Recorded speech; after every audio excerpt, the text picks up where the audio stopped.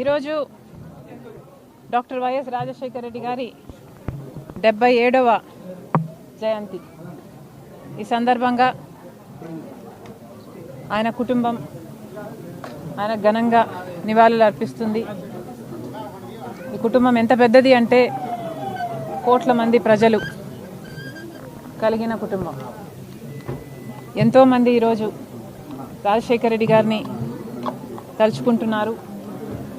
రాజశేఖర రెడ్డి గారు చేసిన మేలును ఈ రోజు వరకు కోట్ల మంది ప్రజలు మర్చిపోలేదు. రాజశేఖర రెడ్డి గారు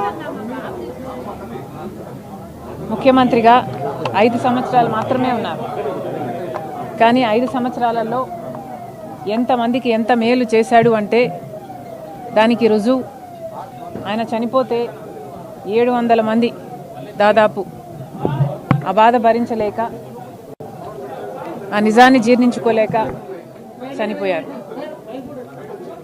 రైతులకి పక్షపాతిగా నిలిచాడు రాజశేఖర రెడ్డి గారు. ఉచిత విద్యుత్తుతో మొదలు పెడితే రుణమాఫీ అయితేనేమి, జలయజ్ఞం అయితేనేమి, ఇలాంటి ఎన్నో రాజశేఖర రెడ్డి గారు మనస్సు పెట్టి చేశారు. పేద విద్యార్థులు డబ్బు లేని కారణంగా వాళ్ళ చదువు ఆగిపోకూడదు అని, ఆశ చచ్చిపోకూడదు అని ఫీజు రీయింబర్స్మెంట్ ప్రవేశపెడితే ఎంతోమంది డాక్టర్లు, ఇంజనీర్లు అయ్యారు. ఈ రోజు వరకు కూడా ఉద్యోగాలు చేసుకుంటున్నారు.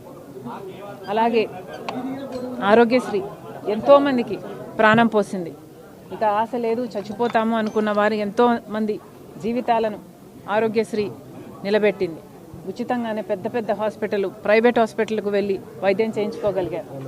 మైనారిటీ రిజర్వేషన్లు అయితేనేమి, ఇలాంటివి ఎన్నో రాజశేఖర రెడ్డి గారికి మాత్రమే ప్రత్యేకం.